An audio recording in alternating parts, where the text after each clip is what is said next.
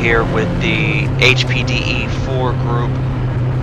Normally I'd be racing, but I've got this video for you to see. So we're going to turn a few laps out here, rolling down pit lane. Man, it is a beautiful day out near Beaver, PA, which is just north of Pittsburgh. Pulling out here out of pit lane onto the racing surface.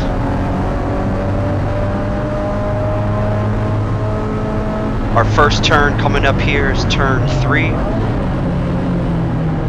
Everybody's taking it a little bit easy. Cold track, cold tires. Actually, in all seriousness, the track's probably not that cold because it is blazing hot this weekend. But this first lap is a little bit of a slower pace. So the Miata here in front of me, Kevin Trandle, shout out. This is his first time driving at Pitt. He is a fellow instructor, and so I wanted to show him, a little bit of the line for a couple of laps, so he can see how I take it. He's already turned a few laps here today, so this is just a demo as we go here through turn 10, blind corner here at 11, right over the curbing.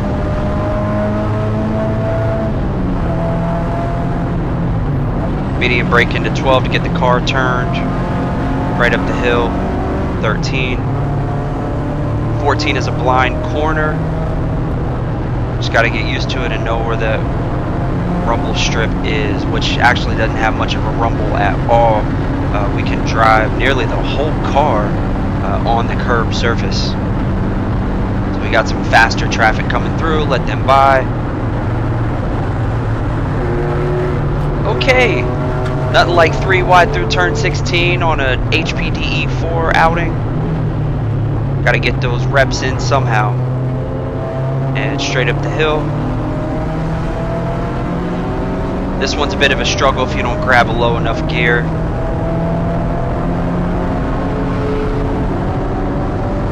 Alright, at this point it's me and Kevin. Start finish line, so this is a new lap. Brake at the top of the hill. Tend to struggle here at turn 1. I don't typically carry enough speed. I've seen way too many go off at turn 1, so honestly I'm a bit hesitant. So through the weekend I'm going to be dialing that in for the racing events. We've got 3 races this weekend with the Lightning Group ST6 class. 9 racers this weekend with ST6, so I'm pretty excited about it. Dip down here into turn 5 and then straight up the hill. I really got my finger wag going on here as we got a lot of faster cars. Everything seems faster than a Miata. I don't know why that is. Including other Miatas. Turning here at 7, up over the curb, flip to apex, brush brake, get the car rotated, transfer the weight here for the right-hander, blind corner at 10, stand the throttle, over the curbing.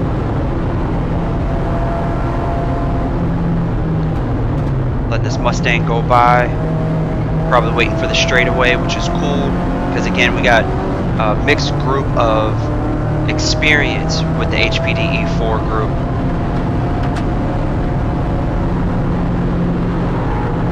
So it's my responsibility to see them and make sure that they know that it's safe for them to pass, give them some room, and then it's up to them to pass safely. So if they're not ready to pass through the turns, it's perfectly fine. They wait until they feel comfortable. I'm kind of losing Kevin here in my rear view, so I think I'm gonna have to just get on it. But hopefully he was able to see enough to get comfortable with, where the line is. And let's go lay down some laps.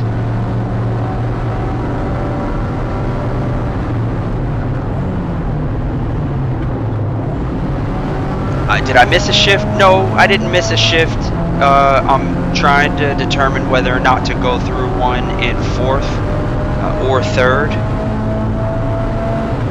I think if I was carrying more speed, 4th would probably be the one.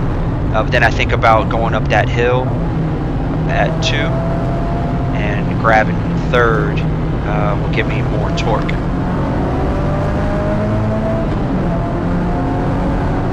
Throttle, brake a couple car lengths before the turn-in, flip the curbing, straight up the hill. Track out left, open up the steering wheel. Beep beep, Supra. It's a good looking car. Brake before the 1, get the turning done before the cone, apex.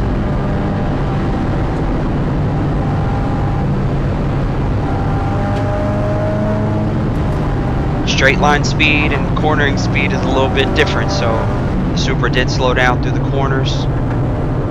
So I blow up and make sure to give them a little bit of room. There's no point in trying to pass them because they're going to pass me on the straights, and they probably have overall faster lap times, even though it might be faster through the corners. So we'll see what they do. And they're out.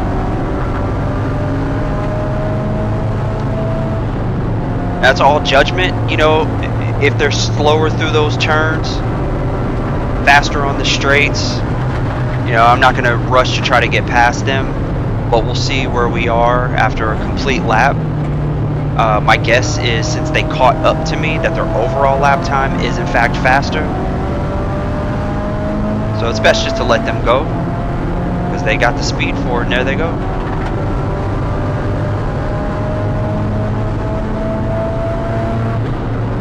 First complete lap at speed, about a 2:15. That is not it is not a good lap time. It could be that right front wheel that I feel. Yeah, something's off. I'm hearing some kind of noise. I'm feeling some kind of vibration when I go through left and right turns. See a yellow, looks like maybe a Toyota MR2 coming up behind me. Just keep an eye on my mirrors as I navigate through 4.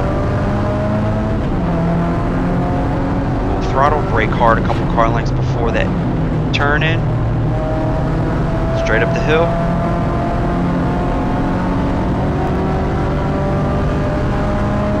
This is my first event at, first time coming to Pitt with my new diff. So I have the 477 diff that I installed in the off season, and that I call it the toilet bowl because I don't like it, but that dip down and then right back up the hill at turn 5 and 6, it's tough.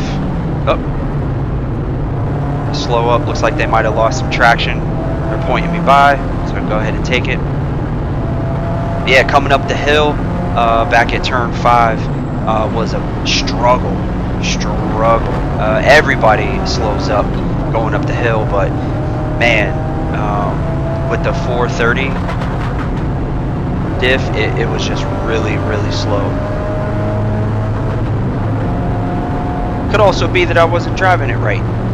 You know, I've developed over the past year as a driver, seat time, so got my confidence up, learning where to get a little bit more assertive, running up on some traffic here into 17. One of the things that I'm working on is my downshifting.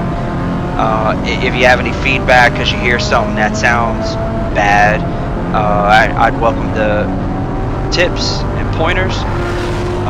But one of the pieces of feedback that I got from the last Mid-Ohio event in May was that I wasn't heel toe braking in the braking zone. Heel toe downshifting into the braking zone, and I was just using all brakes and then getting into the throttle as I rolled through the corner. And this is the first event where I'm actually trying to do some heel toe downshifting and make sure that I can keep my revs up and use the engine braking to help me slow down. So I've been practicing on the street. through regular driving. It's not the same as high performance driving, but it gives me a little bit of practice so I can develop the muscle memory. And it feels a lot smoother than I thought it would be out here on track, but I know I've got a lot of work to do. Going up into turn 7, brake before the 1, turn in when you see the apex, or excuse me, the curbing. Nice apex. Brush brake to get the car rotated. Either lift or brush brake here. Into turn 9, hit the curbing. I could have kept it closer to the apex. Look for the blind curbing. On the throttle as early as possible. Straight over the curbing here. Couple car lengths, brake. Up the hill. Flip the curbing. Wait for it now.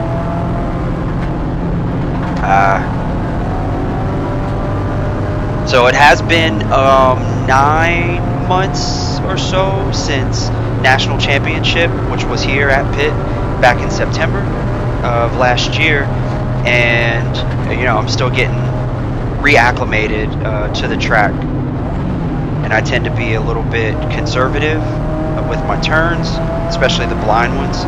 So we'll continue to dial this in and make sure we can maximize our lap times. So 2:14 has been my fastest lap.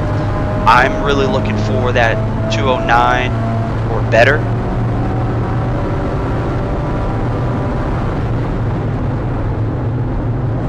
Yellow flag stationary means a car has gone off for the next flag station. I don't see it, so maybe they recovered.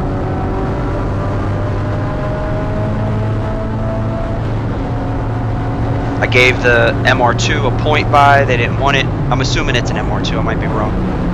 But I gave them a point buy. They didn't want it, so they may just want to follow me through the twisties, because this is where I ended up passing them, at least at the end, right at turn 10.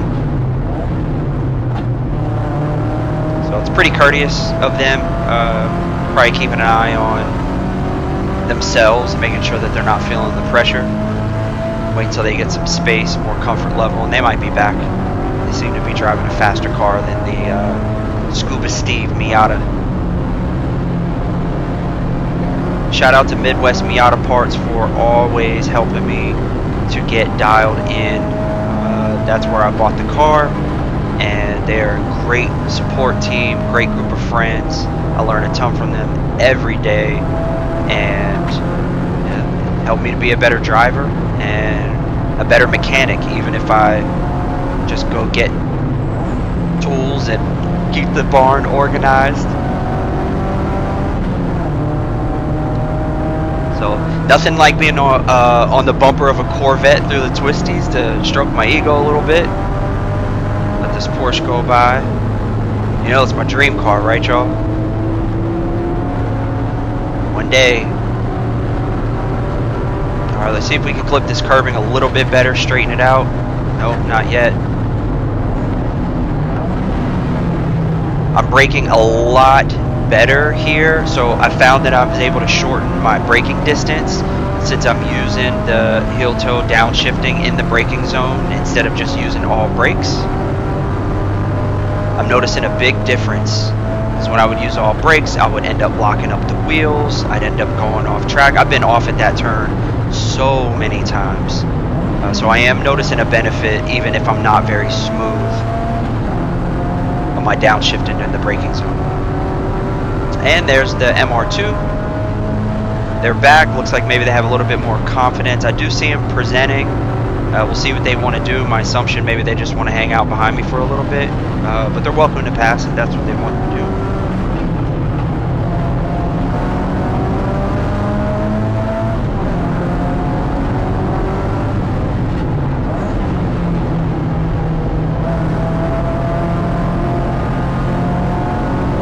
I'm really liking how I'm handling this section. That was my least favorite spot on the track, and it doesn't seem to be so bad.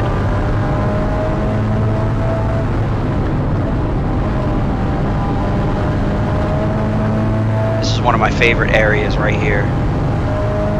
Not that I'm the greatest, it's just fun, and that's what it's all about, right? Having fun. lost a little bit, which is okay because it means I'm getting closer to the limit. And that's where I want to be, right? If I'm not driving at the limit, then I'm not pushing it hard enough. Okay, brake, up the hill. Look for the blind curbing. Really look for the blind curbing and go over it. It's better. I can still have about 1.5 feet to the right that I can get up on the curbing. So this is all a mental game right here. So what I really need to do is stay in the throttle as long as I can. Over the curbing, stay in the throttle. Wait to the 2. Brake, downshift, downshift. And up the hill, clip the apex, let it track out. Nice.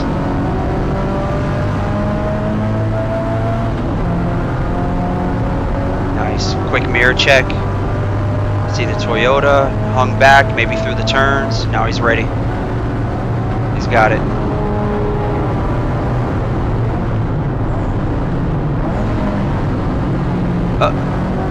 Looks like maybe he cooked it a little bit too much. Came in too hot. Didn't have enough braking power to get it slowed down before the turn.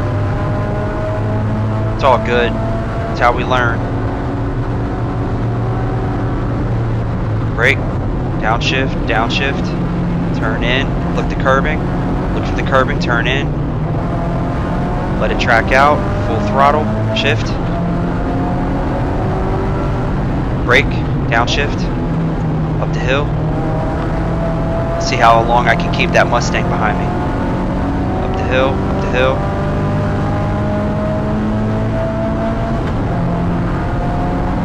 Alright, not long. Brake. Look for the curbing. Turn it in. Stay on his bumper as closely and as long as I can.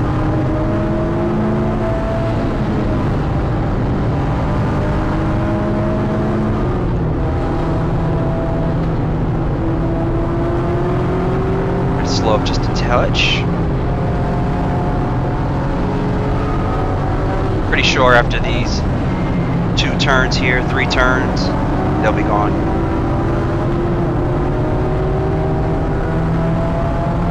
And goodbye.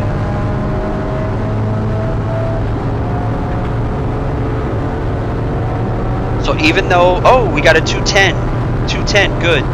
So that's a lot closer, at least to last year's pace. The cars actually overall should be faster.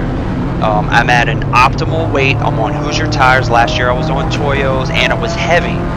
This year I'm on Hoosiers and I was able to add weight so that it optimizes my power to weight ratio.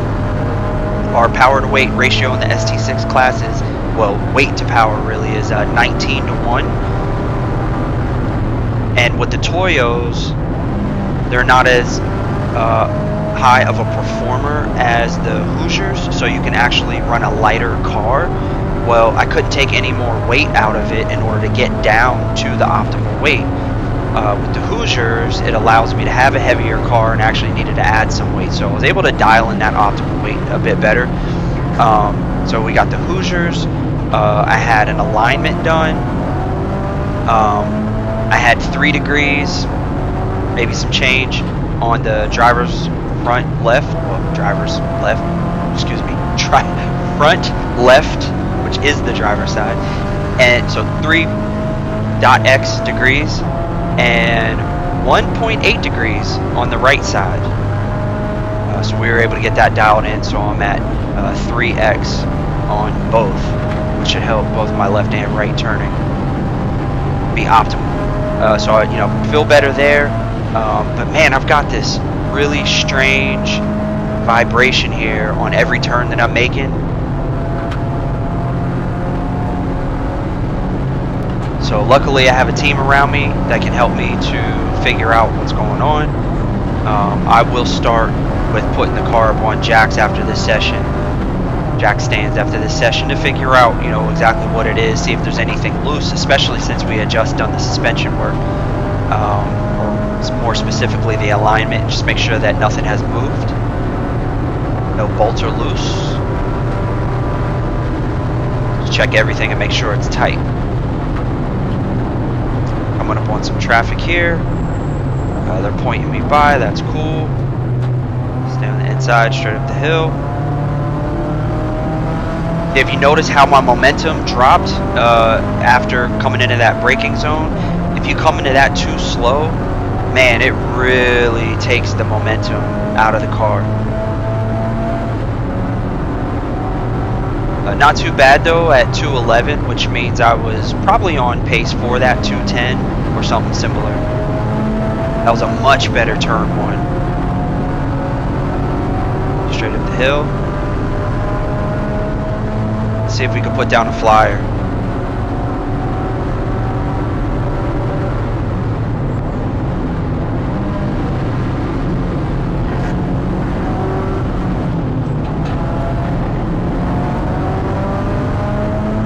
Shift.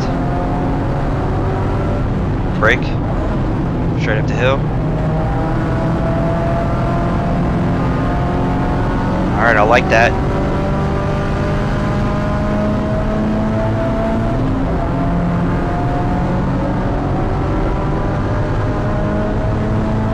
Brake before the one. Turn in. Nice. Slowing up just a little bit, so this won't be that flyer, but still, you know, every opportunity is an opportunity to practice.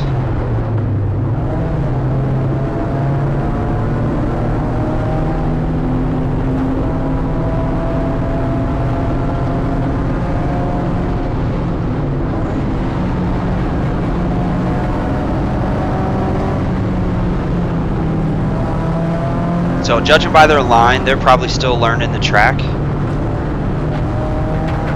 So no sweat. You know, with HPDE 4 or any of the HPDE for that matter, it's an opportunity to learn. Today's a test and tune day. So if people aren't out here, you know, having absolute command of the course, it's absolutely cool.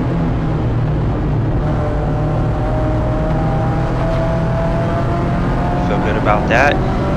So remember, I got slowed down in that back section through the twisties, through 8, 9, 10, 11, 12, probably a little bit of 13. Yeah, so that was a just under 215.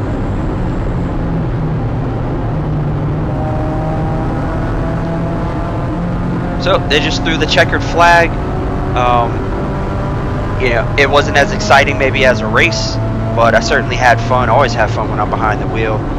And, you know, it's off to go diagnose that vibration and get ready for this weekend's races. So really looking forward to it. Thanks for hanging out.